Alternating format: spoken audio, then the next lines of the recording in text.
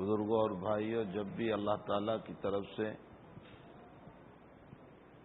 کوئی دنیا میں مسئلہ وجود میں آیا ہو اور اس مسئلے کے اوپر اللہ کوئی آیت نازل فرمائے تو اس واقعے کو شان نزول کہا جاتا ہے۔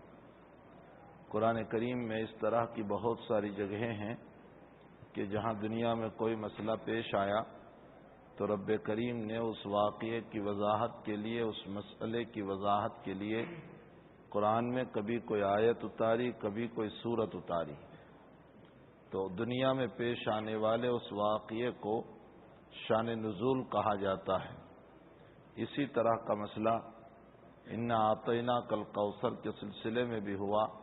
میں اس سے پہلے آپ کو بتا چکا ہوں اس کا شان نزول کہ وجہ یہ پیش آئی تھی جب نبی علیہ الصلاۃ والسلام کے مذکر اولاد حضرت قاسم رضی اللہ تعالیٰ عنہ کا انتقال ہوا تو اس موقع پر مکہ کے کچھ لوگوں نے طعنہ دیا، مذاق کی، ہنسی اڑائی اور یہ فرمایا کہ محمد کا کام بھی ختم ہو جائے گا اور محمد کا نام بھی ختم ہو جائے گا۔ اللہ تعالیٰ نے اس سلسلے میں اپنے پیغمبر کو تسلی دیتے ہوئے، اطمینان دلاتے ہوئے سورہ کوثر کو نازل فرمایا، انا اعطیناک الکوثر، اے پیغمبر ہم نے آپ کو حوض کوثر عطا کیا۔ میں نے کل کی مجلس میں یہ بتایا تھا کہ انا سے اشارہ کر دیا کہ اے میرے محبوب، یہ دنیا والے آپ کو کتنے ہی ستائیں، آپ کا کام یہ ہے کہ آپ ہماری طرف رجوع ہو جائیں اور آپ ہماری طرف متوجہ رہیں۔ ہم آپ کے سارے مسائل کو آسان کر دیں گے اور اس میں کوئی شک نہیں۔ روایتوں سے یہ معلوم ہوتا ہے کہ بندہ اگر رب کی طرف متوجہ ہوتا ہے تو رب کریم بندے کے کام کو بنا دیا کرتا ہے، اور اگر بندہ اپنے کاموں کا حل معاصی میں تلاش کرتا ہے، گناہوں میں تلاش کرتا ہے، تو جیسے میں نے کل بتایا تھا کہ آدم کے بیٹے قابل نے اپنے مسئلے کا حل جب تلاش کیا گناہ کے اندر تو مسئلہ مصیبت حل نہیں ہوئی بلکہ اور مصیبت میں پھنس گیا اور قیامت تک کا مجرم بن گیا۔ اور اب جتنے قتل دنیا میں ہو رہے ہیں تمام قتل کا ایک ایک گناہ قابل کے حصے میں لکھا جاتا ہے۔ اور اگر انسان اپنے حالات، مسائل، پریشانیوں میں رب کریم کی طرف اگر رجوع کر لیتا ہے، جیسا کہ حضرت یوسف علیہ السلام نے ایک بہت بڑی مصیبت کی آمد پر اللہ کی طرف رجوع فرمایا اور یہ کہا کہ رب کریم تو ہی میری عزت کو بچانے والا ہے، تو اللہ جل شانہ نے آپ کی عزت کو بچا کر آپ کو وہاں سے برات کے ساتھ نکال دیا۔ وقتی حالات آئے، جیل خانے میں جانا پڑا، لیکن اللہ تعالیٰ نے عفت و عصمت کے آپ کے دامن کو بچا لیا۔ اور پھر ایک وقت آیا کہ رب کریم نے بادشاہ کے مقام پر بھی آپ کو پہنچا دیا۔ تو انسان مصیبتوں کا حل اگر گناہوں میں تلاش کرے گا تو مصائب میں پھنستا چلا جائے گا، اور اگر مصیبتوں کا حل رجوع اللہ سے کرے گا تو اس صورت میں یہ انسان اپنے مصائب کے اندر آسانیاں دیکھتا چلا جائے گا۔ میرے ایک ملنے والے ہیں گجرات میں، ہمارے ہی قریب رہتے ہیں، ایک لمبی مدت سے وہ دبئی میں رہتے تھے اور انہوں نے کچھ بزنس میں اور کچھ شیئر میں پیسے لگائے۔ کچھ متعلقین کو بھی بتایا کہ بھئی آپ لوگوں کو بھی اگر شیئر میں پیسے لگانا ہو تو اس صورت میں آپ میرے ساتھ کانٹیکٹ کر سکتے ہیں، تعلق کر سکتے ہیں۔ لوگوں نے ان کو پیسے دیے، کافی مقدار میں پیسے دیے۔ اب ہوا یہ کہ ایک دم شیئر مارکیٹ ڈاؤن ہو گیا، اور ڈاؤن ہو جانے کی بنیاد پر حالات یہ پیش آئے، پریشانیاں یہ پیش آئی کہ سب کی جو پیسے تھے وہ سب پیسے مانگ رہے کہ بھئی ہم نے جو کاروبار کے لیے آپ کو پیسے دیے ہیں وہ پیسوں کا جو ہے کیا ہوا، ہمیں اپنے پیسے واپس کیے جائیں۔ اب وہ آدمی پریشان حال ہے کہ میں کیسے پیسے واپس کروں، میں نے سب کاروبار میں لگائے ہیں اور میں واپس کرنے کی قدرت نہیں رکھتا اور شیئر مارکیٹ ڈاؤن ہو چکا ہے۔ بالآخر وہ میرے پاس آئے، مجھ سے انہوں نے کہا کہ مولانا کوئی قرض کی شکل نہیں بن رہی ہے کہ میں قرض لے کر بھی ان کے پیسوں کو واپس کروں، میں بہت پریشان ہوں اور لوگ مجھے رات دن پریشان کر رہے ہیں، رات دن گالیاں دے رہے ہیں، میرے اوپر مقدمے بھی بن رہے، تو میرا جی چاہتا ہے کہ میں بینک سے لون لے کر ان لوگوں کا قرض ادا کروں۔ میں نے کہا کہ دیکھو تھوڑی سی اور کوشش کر لو، کہیں سے آپ کو قرض مل جاتا ہو، کوئی راستہ نکل جاتا ہو تو بہت بہتر ہے۔ لیکن کوئی بیچارے کو دینے کے لیے تیار نہیں تھے۔ اب اپنی مصیبت کا حل وہ قرض سے لون لے کر کے کرنے گئے، اور جو انٹرسٹ ان کے اوپر آیا وقت پر وہ پیسے بھرپائی نہیں کر سکے۔ ظاہر سی بات ہے کہ جب انہوں نے لون لی بینک سے تو اس موقع پر اپنے مکان کے کاغذات کو رکھنا پڑا، گروی رکھنا پڑا اپنے مکان کو، کہ اگر میں وقت پر پیسے ادا نہ کر سکوں تو آپ میرے مکان کے ذریعے سے وصول کر سکتے ہیں۔ 1 سال گزرا، 2 سال گزرے، 3 سال گزرے، 3 سال میں سودی معاملہ اتنا ان کے اوپر ہو گیا، بالآخر بینک نے ان کے مکان کے بیچنے کا اعلان کر دیا۔ ان کے 17 لاکھ روپے کا بنایا ہوا مکان 12 لاکھ میں بینک نے بیچ دیا، پھر بھی قرضہ ذمے میں رہا، کرائے کے مکان میں گیا، بیٹی گھر سے علیحدہ ہو گئی، غیر کے ساتھ چلی گئی، اپنی مصیبت کا حل گناہ کے راستے سے کرنے گیا تو مصیبت میں پھنستا ہی چلا گیا۔ یہ ایک نہیں، ایسی مثالیں تو یہاں بھی بہت ساری مل جائے گی کہ جب انسان اپنی مصیبتوں کا حل، اپنی پریشانیوں کا حل یہ گناہ کے راستے سے تلاش کرتا ہے تو مصیبتیں حل نہیں ہوتی، آسان نہیں ہوتی، بلکہ مصیبتیں بڑھتی ہے۔ اور اگر اپنے مصائب کا حل، پریشانیوں کا حل رجوع اللہ سے ہم کریں گے تو یقیناً تعالیٰ اپنی مصیبت کو کھولتا چلا جائے گا۔ اسی لیے فرمایا، اے میرے پیغمبر آپ ہماری طرف رجوع ہو جائیے، انا اعطینا، ہم آپ کو دینے والے ہیں۔ پھر عطا اللہ کی طرف سے ہوتا ہے، دنیا کی کوئی طاقت ہمیں کچھ بھی دے نہیں سکتی ہے، رب کریم ہی دینے والا ہوتا ہے، اور عطا خداوندی کو کوئی روک بھی نہیں سکتا۔ اسی لیے آقا صلی اللہ علیہ وسلم ہر نماز کے بعد ایک دعا پڑھتے تھے۔ اللہ کے نبی کے وظائف یہ عجیب تھے، نمازوں کے بعد آپ کے مختلف وظائف ہیں۔ کبھی آپ پڑھتے تھے اللہم انت السلام ومنک السلام تبارکت یا ذا الجلال والاکرام، کبھی آپ پڑھتے تھے اللہم لا مانع لما اعطیت ولا معطی لما منعت ولا ينفع ذا الجد منک الجد، کبھی اللہ کے نبی نے یہ بھی دعا پڑھی، اے اللہ لا مانع لما اعطیت، اگر تو دینے پر آ جائے تو دنیا کی کوئی طاقت روک نہیں سکتی، ولا معطی لما منعت، اور اگر تو روکنے پر آ جائے تو دنیا کی کوئی طاقت دے نہیں سکتی۔ اللہم ذا الجد منک الجد، اے اللہ تیری طاقت اور تیری کوشش کے مقابلے میں کسی کی کوشش اور طاقت کام نہیں آ سکتی۔ کبھی اللہ کے حبیب پڑھتے تھے لا الہ الا اللہ وحدہ لا شریک لہ لہ الملک ولہ الحمد یحیی ویمیت بیدک الخیر وہو علی کل شیء قدیر، کبھی اللہ کے حبیب پڑھتے تھے لا الہ الا هو مخلصین لہ الدین ولو کرہ الکافرون، کبھی اللہ کے حبیب پڑھتے تھے اللہ لا الہ الا هو الحی القیوم لا تاخذہ سنۃ ولا نوم لہ ما فی السماوات وما فی الارض، آیت الکرسی پڑھتے تھے۔ کبھی نبی علیہ الصلوۃ والسلام سے نمازوں کے بعد ثابت ہیں کہ معوذتین پڑھ لیا کرتے تھے، سورہ ناس اور سورہ فلق، اور کبھی نبی علیہ الصلوۃ والسلام سے سبحان اللہ 33 مرتبہ، الحمدللہ 33 مرتبہ، اللہ اکبر 33 مرتبہ فی قول، اور 34ویں مرتبہ سبحان اللہ والحمدللہ ولا الہ الا اللہ واللہ اکبر، یا ایک قول کے مطابق 34 مرتبہ اللہ اکبر پڑھ لیا کرتے تھے۔ کبھی اللہ کے حبیب نمازوں کے بعد استغفر اللہ الذی لا الہ الا هو الحی القیوم واتوب الیہ، یہ نبی علیہ الصلوۃ والسلام کے مختلف وظائف ہیں جو فرض نمازوں کے بعد آقا صلی اللہ علیہ وسلم پڑھا کرتے تھے۔ میرے بھائیوں، ان وظیفوں کا اہتمام کرو، خدا کی قسم رب کریم کا یہ دلارا نبی معصوم ہونے کے باوجود ان تمام چیزوں کو پڑھ کر اللہ سے مانگا کرتا تھا، اگر یہ امت بھی پڑھے گی تو اللہ بھی عطا فرمائے گی، بشرطے کہ ہم ان وظائف کے پابند بن جائیں، ہم ان وظائف کو پڑھنے والے بن جائیں۔ اور عجیب بات میں نے آج فجر کے بعد بھی کہی کہ اللہ کے حبیب پاک صلی اللہ علیہ وسلم کے پاس اپنی لاڈلی بیٹی فاطمہ آ رہی ہے اور کہہ رہی ہے کہ ابا جی مجھے چکی پیستے پیستے ہاتھوں کی چمڑیاں نکل گئی، اور مشکیزہ اٹھاتے اٹھاتے یہ کندھے کی چمڑیاں نکل گئی، کوئی غلام کوئی باندھی مجھے مل جائیں تاکہ میں جو ہے وہ میرا تھوڑا سا کام کر دیا جائے۔ لیکن چونکہ اللہ کے حبیب کے پاس مہمان بیٹھے ہوئے تھے تو امی جان حضرت عائشہ سے کہہ کر چلی گئی۔ امی جان نے حضرت سے تذکرہ فرمایا، حضرت اپنی بیٹی کے مکان پر، بیٹی سے بڑی محبت تھی نبی کریم صلی اللہ علیہ وسلم کو، فاطمہ سے بڑی محبت تھی، تو کبھی کبھی تو ایسا ہوتا تھا کہ اللہ کے حبیب ایک مرتبہ بازار سے آئے، صبح صبح کا وقت تھا، تو فرمایا اللہ ذرا بیٹی کے وہاں ہو لوں۔ آپ کو اپنی بیٹیوں سے بڑی محبت تھی تو حضرت فاطمہ کے مکان پر پہنچی۔ فاطمہ رضی اللہ تعالیٰ عنہ کے مکان پر جب پہنچے فرمایا اینَ لُقَا اینَ لُقَا، لُقَا کا معنی ہوتا ہے ہماری زبان میں اگر ترجمہ کرو منع کہاں ہے ہمارے، حسن حسین سے متعلق آپ پوچھ رہے ہیں منع کہاں ہے میرے، تو صبح کا وقت تھا، چھوٹے چھوٹے بچے سوئے ہوئے ہوتے ہیں، دونوں سوئے ہوئے تھے. فاطمہ نے جلدی جلدی دونوں کو جگایا اور جگانے کے بعد نہلایا دھلایا اور کپڑے پہنا کر نبی علیہ الصلوۃ والسلام کے حوالے فرمایا. آقا نے ان کو سونگا جیسے پھول کو سونگا کرتے ہیں. آقا نے اپنی گود میں لیا اور معانقہ کی شکل بنائی اور فرمایا اللہم انی احبہما، اے اللہ میں ان دونوں سے محبت کرتا ہوں. بخاری کی روایت ہے، اے اللہ میں ان دونوں سے محبت کرتا ہوں، تو بھی ان سے محبت کر اور ان سے بھی محبت کر جو ان دونوں سے محبت کرتے ہو.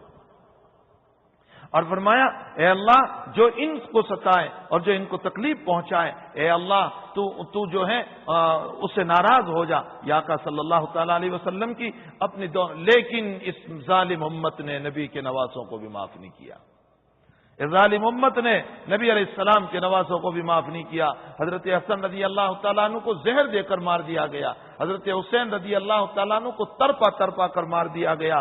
ہم تو دعا کرتے ہیں اے اللہ ہمارے پاس کوئی عمل نہیں ہے لیکن حسین کا خون پیش کرتے ہیں، آپ اس کے بدلے میں ہماری مغفرت فرما دیجیے. جس انداز سے ان کی شہادت ہوئی ہے، جس انداز سے قوم نے ان کے ساتھ ظلم کیا ہے، جس انداز سے اس امت نے حضرت حسن بصری رحمۃ اللہ علیہ کے پاس ایک قول کے مطابق بخاری کی روایت ہے کہ کوئی صاحب مسئلہ پوچھنے آئے مکھی مارنا کیسا ہے. حضرت سے مسئلہ پوچھا مکھی مارنا کیسا ہے. عبداللہ ابن عباس کے پاس ایک صاحب آئے، فرمایا مچھر مارنا کیسا ہے. تو حضرت نے فرمایا من این جیت، کہاں سے آ رہے ہو؟ فرمایا من کوفہ. فرمایا کوفہ سے آ رہے. فرمایا اچھا دونوں روایتیں بخاری کی ہے. فرمایا اچھا نبی کے نواسے کو شہید کیا تھا تب تو مسئلے نہیں پوچھتے تھے، جب نبی سے نواسے کو شہید کر دیا تو مسئلے تمہیں معلوم نہیں ہوئے اور مچھر اور مکھی کے مسئلے معلوم کرنے آ رہے. اللہ کے حبیب فجر میں صبح کے موقع پر بھی تشریف لے گئے. ایک مرتبہ تو آقا صلی اللہ علیہ وسلم صبح تہجد کے موقع پر اپنی بیٹی کے وہاں پہنچ گئے. بیٹی سوئی ہوئی ہے، دروازہ کھٹکھٹایا، بیٹھ گئے دونوں. علی ادھر بیٹھ گئے، فاطمہ ادھر بیٹھ گئے، اللہ کے حبیب بیچ میں بیٹھ گئے. فرمایا تم نے تہجد نہیں پڑھی؟ دونوں نے. خاموش رہنا چاہیے تھا، بڑوں کے سامنے خاموش رہنا چاہیے، یہ ادب ہے. بڑوں کے سامنے خاموش رہے، باپ کے سامنے خاموش رہے. اللہ تعالیٰ قرآن میں فرماتے ہیں وَقَضَىٰ رَبُّكَ أَلَّا تَعْبُدُوا إِلَّا إِيَّاهُ، اپنی بات ایک، میری عبادت کرو، میری توحید خالص ہو، میرے علاوہ کسی کی عبادت نہیں. والدین سے متعلق 5-6 باتیں اللہ بیان کرنا. وَبِالْوَالِدَيْنِ إِحْسَانًا، حسن سلوک کرو. إِمَّا يَبْلُغَنَّ عِندَكَ الْكِبَرَ أَحَدُهُمَا أَوْ كِلَاهُمَا، دونوں میں سے ایک یا دونوں برے ہو جائیں، فَلَا تَقُل لَّهُمَا أُفٍّ، ان کے سامنے آہ بھی نہ کرنا، اوف بھی نہ کرنا، ان کی باتیں خلاف طبیعت ہو برداشت کر لینا. مولانا عبید اللہ سندھی رحمۃ اللہ علیہ پنجابی سکھ تھے، دنیا جانتی ہے. مولانا ایمان لے آئے، والد صاحب تھے نہیں، والدہ بہت پٹائی کرتی تھی، لکڑی سے مارتی تھی تو حضرت بیٹھ جاتے تھے اور والدہ مارتی رہتی تھی اسلام چھوڑ دے، اسلام چھوڑ دے. مارتے مارتے لکڑی ٹوٹ جاتی، جوتی نکال کر مارتی، جوتی نیچے گر جاتی تو حضرت جوتی اٹھا کر ماں کو دیتے اور کہتے امی تیری بھی نافرمانی نہیں کر سکتا ہوں، اس کی بھی نہیں کر سکتا ہوں، اس کی توحید کے خلاف بھی میں نہیں کر سکتا ہوں اور تیری وفاداری کے خلاف بھی میں نہیں کر سکتا ہوں. وَبِالْوَالِدَيْنِ إِحْسَانًا، انشاءاللہ موقع رہا میرے جوانوں کو کبھی میں چند باتیں سناؤں گا. ابو داؤد شریف کی روایت، ایک صحابی رضی اللہ تعالیٰ عنہ اپنے بچے کی شکایت لے کر کے آ رہے ہیں اور دل میں اشعار ہیں اپنے بچے سے متعلق، جو بچے کے ساتھ معاملہ کیا تھا اور بچے نے جو ظلم کیا تھا اس کو صحابی نے اشعار میں بنایا تھا اور نبی علیہ السلام کے پاس آئے. اللہ کے حبیب کی خدمت میں فرمایا میرے بیٹے کے میں پیسے مانگتا ہوں، میری غربت میرے حالات ہیں اس لیے میں مانگتا ہوں تو میرا بیٹا مجھ سے نفرت کر کے گھر سے نکالتا ہے. حضرت نے فرمایا تیری شکایت بعد میں سنوں گا، پہلے وہ دل کے اشعار سنا مجھے. فرمایا تمہیں کس نے بتا دیا؟ فرمایا جبریل نے بتایا مجھے کہ تیرے اشعار جو ہیں اولاد سے متعلق وہ بڑے عجیب دل کو ہلانے، وہ پہلے اشعار سنا تو اب جو انہوں نے اشعار پڑھنے شروع کیے، اللہ اکبر، دلوں کو ہلا دیا ہے ان اشعار نے. اللہ کے نبی زار و قطار رو پڑے ان اشعار کو سن کر. وَبِالْوَالِدَيْنِ إِحْسَانًا إِمَّا يَبْلُغَنَّ عِندَكَ الْكِبَرَ أَحَدُهُمَا أَوْ كِلَاهُمَا فَلَا تَقُل لَّهُمَا أُفٍّ، آہ بھی نہ کرنا، ناگوار بات پیش آ جائے چپ چاپ سن لو، خلاف شریعت بھی ہمیں نہیں کرنا ہے. وَلَا تَنْهَرْهُمَا، داد دبد نہ کرنا. وَقُل لَّهُمَا قَوْلًا كَرِيمًا، نرمی سے بات کرنا، محبت سے بات کرنا، پیار سے بات کرنا، آنکھیں نہ بتانا. اور آگے فرمایا دیکھو یہ برے ہو جائیں تو اس صورت میں تم ان کو کہنا، ان کے لیے دعا کرنا، وقل رب ارحمہما کما ربیانی صغیرا، اے اللہ میرے بچپن میں انہوں نے ہم پر شفقت کی ہے، اے اللہ یہ اب بچوں کی طرح بن چکے ہیں تو ان پر رحم فرما، تو ان پر کرم فرما. بہرحال والدین کے سامنے نہیں بولا جاتا، استاد کے سامنے نہیں بولا جاتا، شیخ کے سامنے نہیں بولا جاتا، بڑوں کے سامنے بولنا سوء ادب ہے، خلاف ادب ہے. اگر کوئی بات پیش آ جائے تو محبت کے ساتھ، لذاذت کے ساتھ، نرمی کے ساتھ، حسن انداز میں، اشکال کی شکل نہ ہو، اپنا علم جتانا مقصود نہ ہو، اپنی معلومات بتانا مقصود نہ ہو، اپنے استاد کی توہین مقصود نہ ہو، اس کو ذلیل کرنا مقصود نہ ہو، اس انداز میں بات رکھی جائے. اللہ کے حبیب فاطمہ ہے اور ادھر حضرت علی ہے، بیچ میں بیٹھ گئے، فرمایا تم نے تہجد نہیں پڑھی. حضرت علی کی زبان سے جملہ نکل گیا. حضرت علی رضی اللہ تعالیٰ عنہ نے فرمایا اللہ کے حبیب جو سب کو سلاتا ہے اس نے ہم کو بھی سلائے رکھا، یعنی اللہ نے ہم کو سلائے رکھا، اللہ نے ہم کو سلائے رکھا. اللہ کے حبیب کو یہ جواب ناگوار گزرا، نہیں بولنا چاہیے تھا، بول دیا یہ جواب. نبی علیہ السلام ناراض ہو کر کھڑے ہو گئے، گھر سے نکل گئے اور یوں ران پر ہاتھ مارتے ہوئے نکلے اور فرمایا ان الانسان عجولا، بڑا جلد باز ہے، بڑا جلد باز ہے، فوراً جواب دے دیا کرتا ہے، فوراً بڑوں کے سامنے بول دیا کرتا ہے. تو نبی علیہ الصلوۃ والسلام کو بڑی محبت تھی اپنی بیٹی سے. فرمایا بیٹی تو آئی، تو نے غلام اور باندی کا مطالبہ کیا، میں اس سے اچھی چیز تجھے نہ بتاؤں جو غلام اور باندی سے بھی بہتر ہے؟ فرمایا ضرور بتا دیجیے یا رسول اللہ صلی اللہ علیہ وسلم. ابا جی ضرور بتائیں. بڑی محبت تھی میرے آقا کو اپنی فاطمہ سے. مرض الوفات میں حضرت فاطمہ رضی اللہ تعالیٰ عنہ اپنے ابا کی بیماری کو دیکھ کر بے چین ہے، چونکہ نبی علیہ السلام سر پکڑ کر بیٹھے ہوئے کہہ رہے ہیں واراسا، او میرا سر. اور عجیب ہے، ترمذی میں ہے، حضرت عائشہ رضی اللہ تعالیٰ عنہ فرماتی ہیں کہ نبی کریم صلی اللہ علیہ وسلم جنت البقیع سے تشریف لائے اور میں نے کہا واراسا، یعنی حضرت عائشہ اپنے سر سے متعلق کہہ رہی ہے، او میرا سر، یعنی میرا سر درد ہو رہا ہے. تو اللہ کے حبیب نے فرمایا واراسا، میرا سر درد ہو رہا ہے. تو حضرت عائشہ کہنے لگی ہاں یہ تو میں نے کہا اس لیے آپ کہہ رہے ہیں. یہ وہ محبتانہ انداز تھا جو بیوی اپنے شوہر سے کیا کرتی ہے. فرمایا ہاں یہ تو میں کہہ رہی ہوں تو آپ نے بھی بہانہ بنا دیا، لیکن عائشہ کو کیا معلوم تھا کہ یہ درد سر میرے نبی کو اب دنیا سے جدا کرنے والا ہے، اب میرا نبی اسی بیماری میں دنیا سے رخصت ہونے والا ہے. حضرت فاطمہ رضی اللہ تعالیٰ عنہ کہنے لگی میرے ابا کا درد سر، میرے ابا کی مصیبت، میرے ابا کی تکلیف. اللہ کے حبیب نے فرمایا بیٹی غم نہ کر، آج کے بعد جب دنیا سے تیرا باپ رخصت ہوگا اس کے بعد کوئی غم تیرے باپ پر نہیں ہوگا. پھر وہ جنت کے دروازے ہیں، پھر وہ جنت کے مناظر ہیں، تیرے باپ کے لیے تو غم نہ کر. پھر اپنے قریب بلایا اور کوئی بات کہی، فاطمہ رونے لگی. پھر قریب بلایا اور کوئی بات کہی، فاطمہ ہنسنے لگی. عائشہ نے پوچھا کیا کہا ابا جی نے؟ فرمایا نہیں ابھی نہیں بتاؤں. اب اللہ کے نبی دنیا سے رخصت ہو گئے، اب دنیا سے رخصت ہوئے. بخاری شریف کی روایت حضرت انس جب دفن کر کے آئے تو فاطمہ کہہ رہی ہے انس اپنے نبی کو دفن کر دیا، تمہارے ہاتھوں میں ہچکچاہٹ نہیں آئی نبی پر مٹی ڈالنے سے، تمہارے ہاتھوں میں ہچکچاہٹ نہیں آئی، تم نے نبی پر مٹی ڈال دی. حضرت انس جواب دیتے ہیں جو نبی نے بتایا تھا وہی ہم نے کیا، آپ نے ہم کو یہی بتایا ہے کہ اسی طرح تدفین ہوگی. اب فاطمہ اپنے ابا کے غم کے اندر شعر پڑھ رہی ہے صبت علی مصائب لو انہا، صبت علی مصائب لو انہا، صبت علی الایام سرنا لیالیا. فرمایا میرے ابا کے جانے پر مجھ پر جو غم کا پہاڑ ٹوٹا ہے، اس طلوع ہونے والے آفتاب کے دن پر اگر یہ مصیبت ٹوٹ پڑے تو شاید یہ روشنی ختم ہو کر اندھیرا ہو جائے گا. بڑی محبت تھی فاطمہ رضی اللہ تعالیٰ عنہ کو. اگر دے سکتا تھا اللہ کا نبی تو 4 غلام دے دیتا، غلاموں کی کمی نہیں تھی نبی علیہ السلام کے پاس. جو صحابہ کو تقسیم کر دیا کرتا تھا، جو باندیاں صحابہ کو دے دیا کرتا تھا، وہ اپنی بیٹی کو بھی دے سکتا تھا، وہ اپنی بیٹی کو بھی دے سکتا تھا، لیکن میرا نبی اپنی بیٹی کو کتنی بہترین تلقین کر رہا ہے، کہہ رہا ہے میری بیٹی، اس سے اچھی بات تجھے نہ بتاؤں، یہ لادلی بیٹی۔ آقا نے اپنے قریب بلایا مرض الوفات میں، کوئی بات کہی رونے لگی، پھر کچھ بات کہی ہنسنے لگی۔ امی نے پوچھا کیا کہا؟ فرمایا ابھی نہیں بتاؤں گی۔ جب نبی کی تدفین ہو گئی، امی نے پوچھا بتاؤ کیا کہا تمہارے ابا نے، تم کیوں رو رہی تھی، کیوں ہنس رہی تھی؟ فرمایا پہلے مجھے قریب بلا کر یوں کہا بیٹی میں دنیا سے جا رہا ہوں، میں دنیا سے جا رہا ہوں۔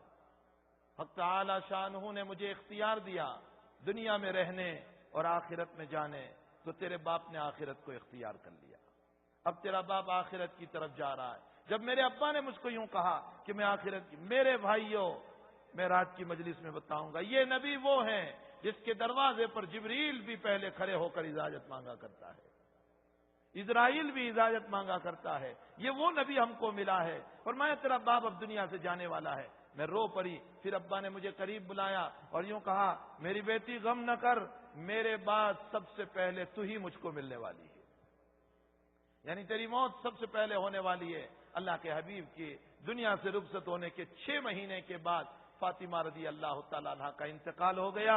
اس وقت فاطمہ کی عمر کل 24 سال کی تھی۔ 24 سال کی عمر میں حضرت فاطمہ رضی اللہ تعالیٰ عنہ روانہ ہو گئی۔ یہ فاطمہ کو یہ نبی غلام دے سکتا تھا، یہ نبی باندی دے سکتا تھا، لیکن اللہ کے حبیب پاک صلی اللہ علیہ وسلم نے فرمایا میری بیٹی میں تجھے اس سے بہتر چیز نہ بتاؤں؟ فرمایا ضرور بتا دیجیے ابا جی۔ فرمایا 33 مرتبہ سبحان اللہ، 33 مرتبہ الحمدللہ اور 34 مرتبہ اللہ اکبر، تو اس کو پل لیا کر، یہ غلام اور باندی سے افضل ہیں۔ شیخ الاسلام ابن تیمیہ رحمۃ اللہ علیہ جو محدث کبیر ہیں، شیخ الاسلام یہ فرماتے ہیں کہ اللہ کے نبی نے اپنی بیٹی کو تھکاوٹ کے موقع پر، پریشانی کے موقع پر، بے چینی کے موقع پر تسبیحات کا ورد دیا ہے۔ معلوم ہوتا ہے اگر کوئی پریشانی اور تھکاوٹ میں ان تسبیحات کا ورد کرے گا، اللہ اس کی تھکاوٹ کو دور کر دے گا، اللہ اس کی پریشانیوں کو دور کرے گا۔ یہی وجہ ہے میرے نبی فرماتے ہیں جب تم رات میں بستر پر جاؤ اور بستر پر سو جاؤ تو ان تسبیحات کو پڑھ لو، پہلے دعا پڑھو اللہم بسمک اموت واحیا، یا دوسری دعا جو نبی علیہ الصلوۃ والسلام سے منقول ہے، اے اللہ میں اپنی ذات کو تیرے حوالے کر کے سو رہا ہوں، اے اللہ میں سو جاؤں گا تو میرے پیچھے اب کوئی نہیں ہوگا سوائے تیری ذات کے، تو ہی میری حفاظت کرنے والا اور تو ہی مجھے بتانے والا ہے۔ اللہم انی آمنت بکتابک الذی انزلت وبنبیک الذی ارسلت۔ فرمایا اس دعا کو پڑھ لو، فإن مت مت علی الفطرۃ، اگر رات میں مر گیا تو اللہ خاتمہ بالخیر نصیب فرمائیں گے۔ اور اس کے بعد اللہ کے حبیب نے فرمایا معوذتین پڑھ لیا کرو بستر پر جانے کے بعد، اور ان تسبیحات کو پڑھ لیا کرو۔ ان تسبیحات کے پڑھنے میں حکمت یہ ہے کہ دن بھر کے تھکے ہوئے ہو، نیند نہیں آ رہی ہے، ان تسبیحات کو پڑھو، اللہ تمہیں نیند عطا فرما دے گی۔ نیند کی گولیاں کھا کر زندگی گزارنے والوں، میرے نبی نے ایک گولی عطا فرمائی ہے، یہ تسبیحات کی گولی ہے، یہ تسبیحات کی دعا ہے، عمل تو کرو، عمل کر کے تو دیکھو۔ اگرچہ سبحان اللہ الحمدللہ اللہ اکبر پر بڑا ثواب ملتا ہے، لیکن کبھی تجربے کی نیت سے تو پڑھ لو کہ میں آج تجربہ کروں مجھے نیند آتی ہے یا نہیں، دیکھ لو۔ لیکن ایک مسئلہ یاد رکھنا، دنیاوی نیت سے پڑھیں گے تو کوئی ثواب نہیں ملے گا، یہ مسئلہ یاد رکھنا۔ بہت سارے لوگ وظیفے پڑھتے ہیں نا، قرض ادا ہو جائیں، فلاں ہو جائیں، فلاں ہو جائیں، وظائف پڑھنا تو جائز ہے لیکن ثواب نہیں ملے گا۔ دنیاوی نیت سے پڑھنے پر ثواب نہیں ملتا، ہاں اللہ کی رضا کے لیے پڑھنے پر ثواب ملتا ہے۔ یہی تو وجہ ہے کہ فقہا نے مسئلہ لکھا، بڑا عجیب مسئلہ، فرماتے ہیں کہ قرآن خوانی اغراض دنیاویہ کے لیے کی گئی۔ اغراض دنیاویہ کا معنی دکان کا افتتاح ہو رہا ہے، مکان کا افتتاح ہو رہا ہے، فلاں کا افتتاح ہو رہا ہے اور وہاں قرآن خوانی کی جا رہی ہے۔ فرمایا یہ قرآن خوانی اغراض دنیاویہ کے لیے ہیں، اس پر ترتب ثواب نہیں ہے، بلکہ اس پر تلاوت کرنے والوں کو وہاں سے پیسے لینے کا جواز بھی فقہا نے بیان فرمایا، کھانے کی اجازت بھی دی، اس لیے کہ اغراض دنیاویہ کے لیے۔ البتہ ایصال ثواب کے لیے جو قرآن خوانی ہوتی وہ ثواب ہے، اور اس کے اندر کسی معاوضے کو لینے کی اجازت نہیں دی، حتیٰ کہ کھانے کو بھی فقہاء کرام نے منع فرمایا۔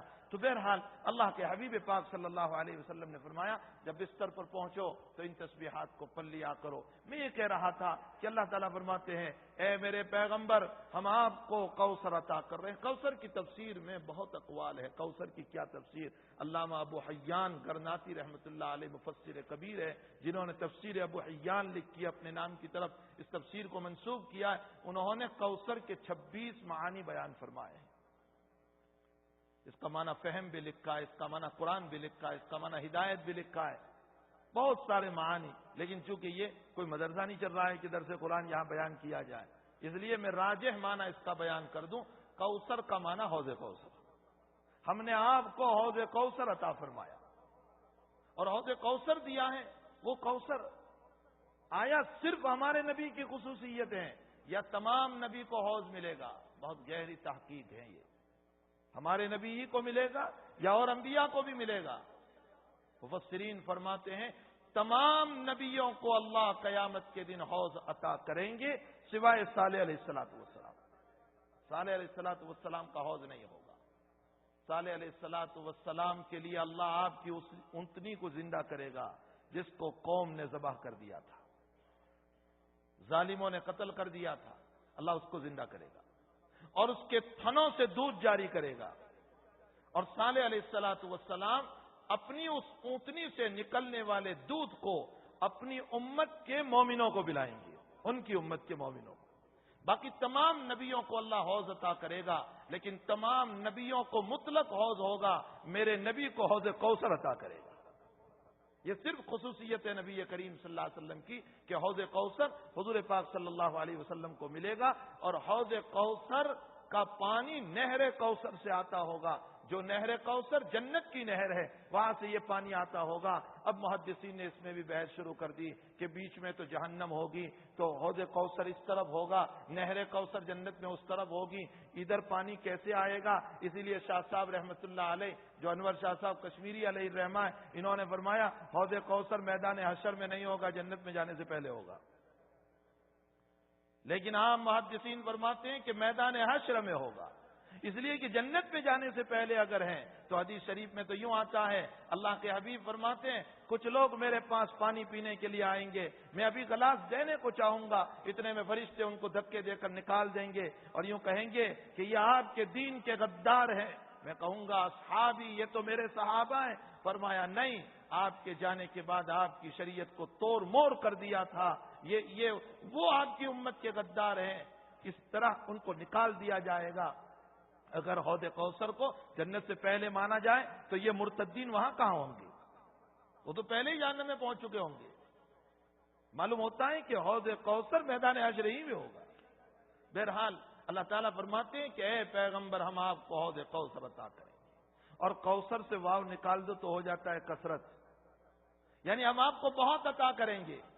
اس میں اشارہ ہے اس بات کی طرف کہ ایک بیٹا مر گیا تو آپ غم نہ کریں، ہم حوض کوثر عطا کریں گے، اور کوثر پر کثرت سے پانی پینے والی تمہاری روحانی اولاد ہوگی، ایک بیٹے پر کیوں غم کر رہے ہو؟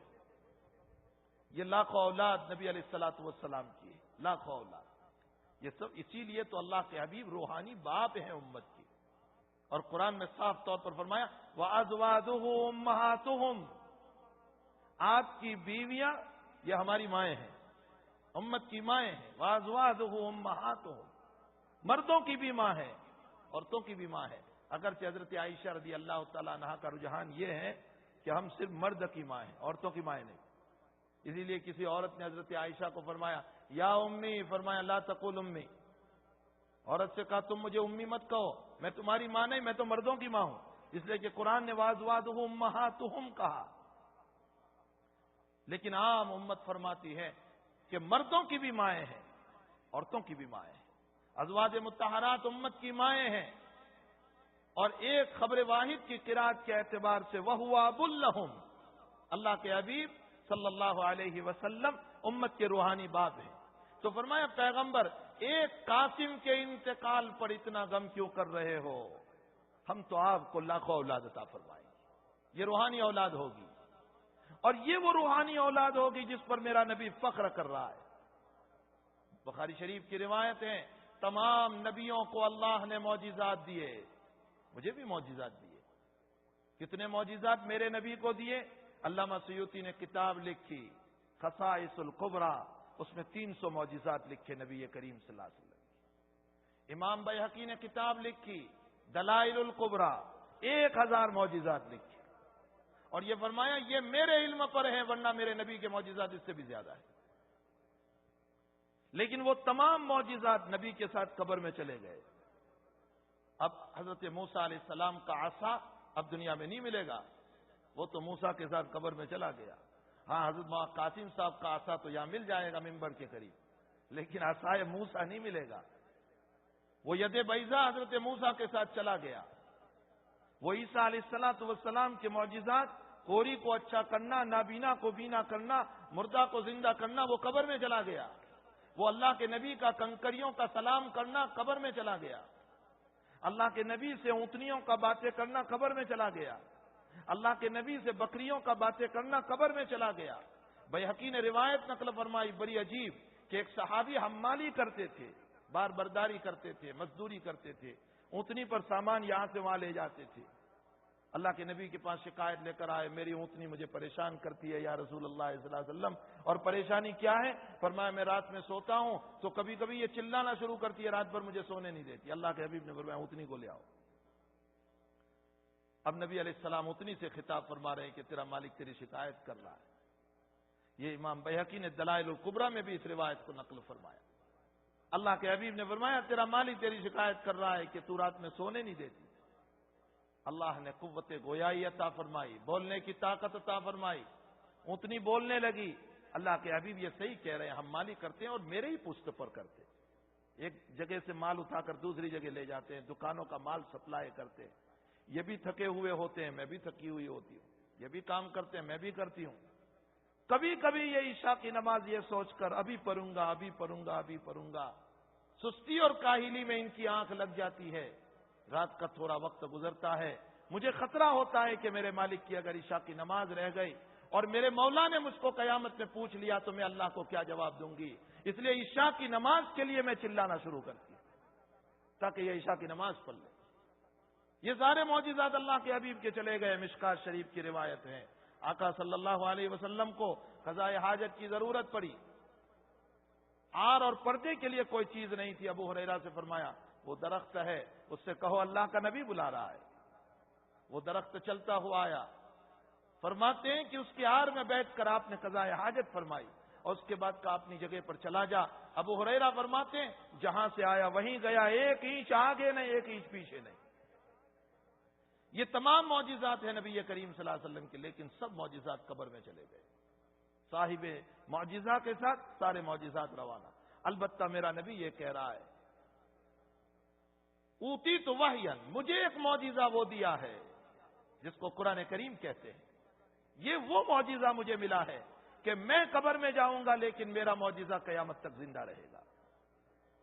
یہ معجزہ قیامت تک زندہ ہے. اللہ کے نبی کا معجزہ قرآن کریم جو ہے یہ قیامت تک زندہ ہے. آج دیکھ لیجئے 1432 میں ہم چل رہے ہیں، نہ زبر زیر میں تغیر، نہ نقطے میں تغیر، نہ حروف میں تغیر، نہ لفظ میں آگے پیچھے. غلام احمد مردود نے قرآن چھپوایا، اس کے ماننے والوں نے من بعد اسمہ احمد، قرآن کریم کی آیت ہے، وہاں لکھ دیا من بعد اسمہ غلام احمد، لفظ غلام کو بڑھا دیا. 10 سال کا حافظ قرآن بچہ اس کی پکڑ کر رہا ہے. 10 سال کا حافظ قرآن بچہ. استاذ محترم جن کے پاس یہ بچہ حافظ قرآن ہو رہا ہے اور لکڑی کا مار کھا رہا ہے اور ڈانٹ ڈپٹ برداشت کر رہا ہے، ڈر رہا ہے اپنے استاد سے، لیکن وہی استاد جب تراویح پڑھانے کے لیے کھڑے ہو جاتے ہیں اور وہ طالب علم جو معصوم ہے، چھوٹا ہے، پیچھے سننے کے لیے کھڑا ہوتا ہے تو استاد کی بھی غلطی نکالتا ہے. گویا بزبان حال یہ کہہ رہا ہے کہ استاد میرے آپ مسلم، آپ نے مجھ کو علم دیا مسلم، لیکن اللہ کے قرآن میں غلطی نہیں برداشت کروں گا. یہ قرآن کا معجزہ ہے، یہ قرآن کریم کا معجزہ ہے. اس قرآن نے چیلنج کیا دنیا والوں کو کہ لے آؤ اس جیسا قرآن، اگر تمہارے پاس طاقت ہو تو. فاتو بسورتن، ایک چھوٹی سی سورت، فاتو بآیتن، ایک چھوٹی سی آیت بھی لے آؤ. لیکن آج تک کوئی، اور یہ تو اب جہاں پر عرب ہی نہیں رہے، اب تو عرب میں بھی سب عجم ہو گیا. اب عربی زبان میں بھی کہاں وہاں عرب رہا ہے۔ قرآن کریم دودھ کو لبن کہتا ہے، لبنن خالصا سائغا للشاربین۔ وہ قرآن تو دودھ کو لبن کہہ رہا ہے اور یہ عرب دہی کو لبن کہہ رہے ہیں۔ سارا عرب خلط ملط ہو گیا۔ ہم بھی ٹیلی فون بول رہے ہیں، وہ بھی ٹیلی ویژن بول رہے ہیں، ہم بھی بتاتا بول رہے ہیں، وہ بھی بتاتا بول رہے ہیں، ہم بھی ٹماٹر بول رہے ہیں، وہ بھی ٹماٹر بول رہے ہیں۔ وہ خبز کا لفظ جس کو خبوز کر دیا، جس میں خبوز ہو گیا۔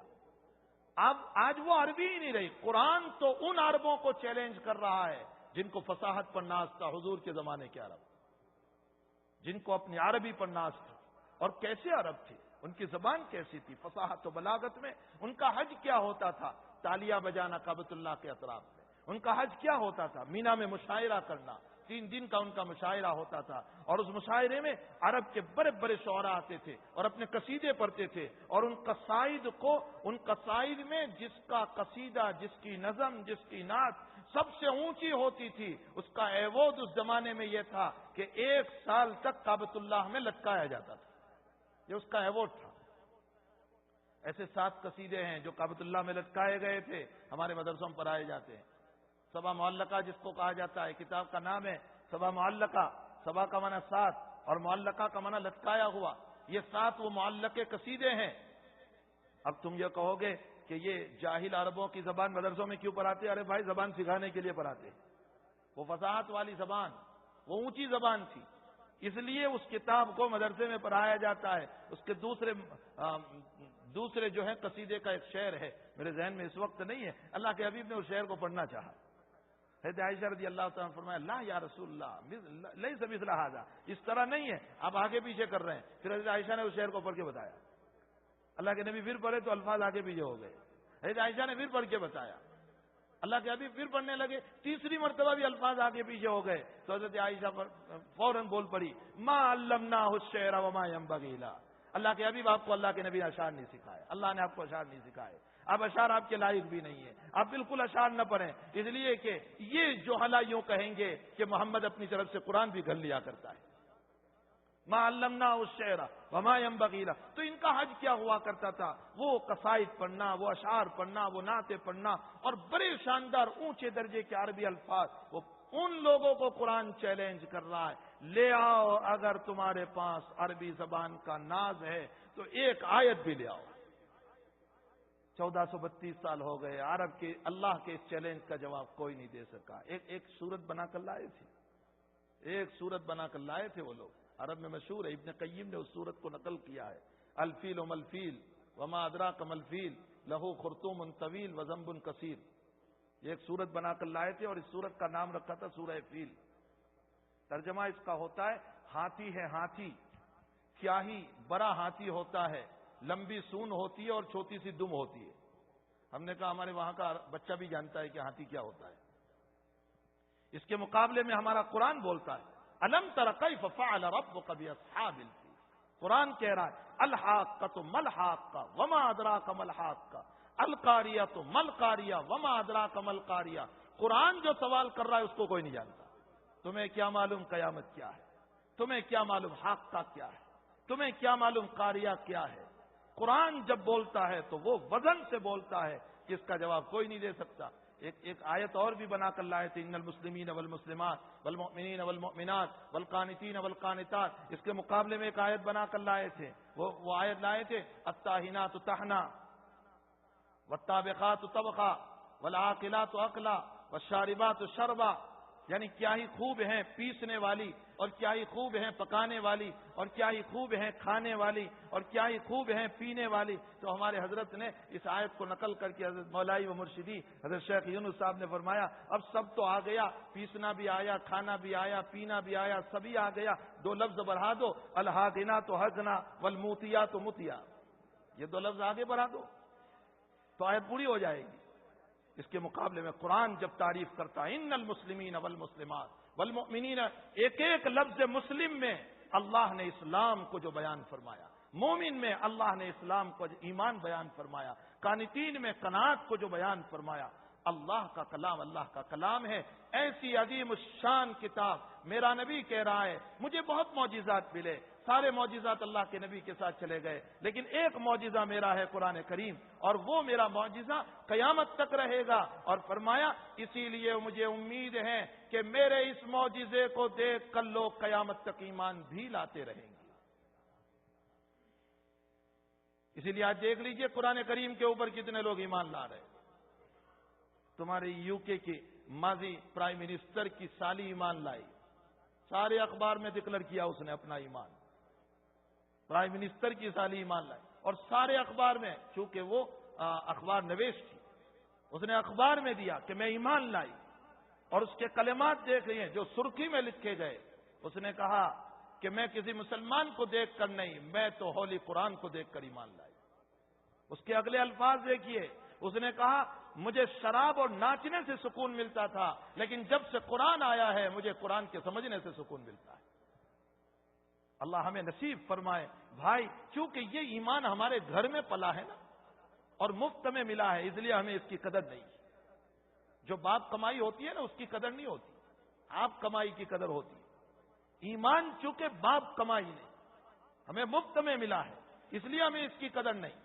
اگر اس پر محنت کی جائے، جو لوگ بیچارے ایمان لا رہے ہیں اور جن پر حالات آ رہے ہیں، جن پر پریشانیاں آ رہی ہے، جن کو پٹائی ہو رہی ہے، جن کو سماج سے نکالا جا رہا ہے، جن کو سوسائٹی سے علیحدہ کیا جا رہا ہے، آپ ان سے پوچھیں کہ ایمان کی قدر کیا ہوگی۔ اور بات تھوڑی سی کڑوی ہے، معاف فرمائیں، لیکن برداشت کر لیجئے، کڑوی گولی ہے جو میں اپنی ذات کو بھی کہہ رہا ہوں۔ اسلام دنیا میں بڑی تیزی سے پھیل رہا ہے، آئے دن لوگ مسلمان ہوتے جا رہے ہیں، آئے دن مسلمان ہوتے جا رہے ہیں۔ فرانس میں دیکھ لیجئے، آپ کے نارتھ امریکہ میں دیکھ لیجئے، ساؤتھ امریکہ میں دیکھ لیجئے، اور برطانیہ میں دیکھ لیجئے، پورے یورپ میں دیکھ لیجئے، بڑی تیزی سے اسلام پھیلتا جا رہا ہے۔ بہت اچھی بات ہے، بڑی خوشی کی بات ہے۔ یہ تو میرے نبی کی دعا ہے کہ قیامت سے پہلے میرا ایمان ہر کچے اور پکے مکان میں پہنچ کر کے رہے گا۔ بہت خوشی کی بات ہے، لیکن ہمارے لیے بہت رونے کی بھی بات ہے۔ کہیں ایسا تو نہیں ہے اللہ ہماری نالائکیاں، ہماری بدماشیاں، ہماری نبی سے بغاوت، ہماری شریعت سے بغاوت کی بنیاد پر کہیں اللہ اپنے ان مسلمانوں کو ایمان سے نہ نکال رہا ہو اور دوسری قوموں کو ایمان نہ دے رہا ہو۔ ان تتولوا یستبدل قوما غیرکم ثم لا یکونوا امثالکم، اگر تم میرے نہیں بنو گے میں تمہیں نکال دوں گا، پھر تم نام کے قاسم محمد رہ جاؤ گے، پھر تم نام کے احمد رہ جاؤ گے، اور میری دوسری قوم کو میں ایمان میں داخل کر دوں گا۔ تو یہ قرآن کریم کا معجزہ جو ہے وہ ایک ایسا معجزہ ہے جو رہتی دنیا تک۔ اللہ کے نبی فرماتے ہیں کہ میں اس میرے معجزے کی بنیاد پر مجھے امید ہے کہ کثرت سے لوگ ایمان لائیں گے۔ اسی لیے اللہ کے نبی اب آگے اگلا جملہ، مسلم شریف کی روایت ہے، قیامت کے دن آدم سے لے کر قیامت تک کی ساری انسانیت جو جنت میں جانے والی ہے، جنت میں جانے والی، اس میں 80 صفحے میری امت کی ہوگی اور 40 صفحے اگلی ساری امتوں کی ہوگی۔ سب سے زیادہ جنت میں جانے والی یہ امت، کل 120 صفحے ہیں، 120 صفحوں کے اندر 80 صفحے اس امت اور 40 صفحے اگلی ساری امتوں کی ملا کر ہوگی۔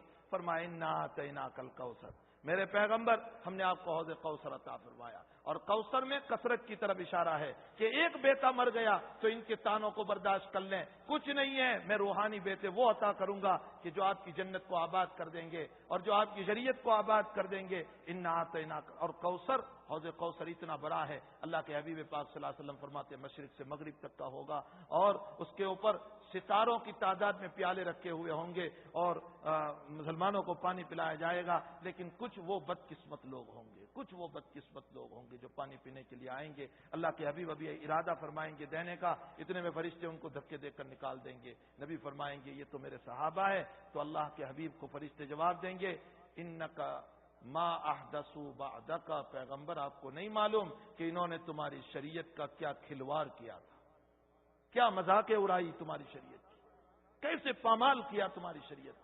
اللہ کے حبیب فرمائیں گے اچھی بات ہے، پھر تو چھوڑ دو، محروم ہو جائیں۔ انا اعطیناک الکوثر، ہم نے آپ کو حوض کوثر عطا فرمایا۔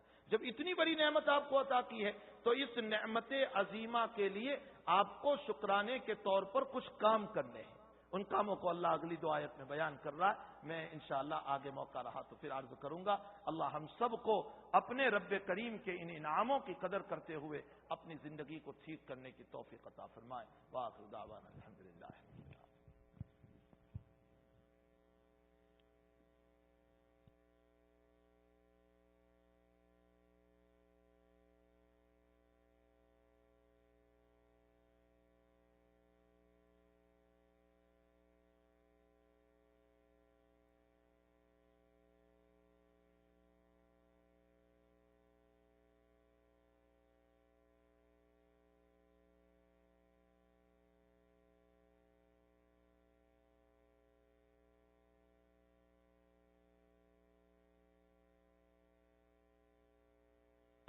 آجا بھائی درود شریف پڑھ لیں.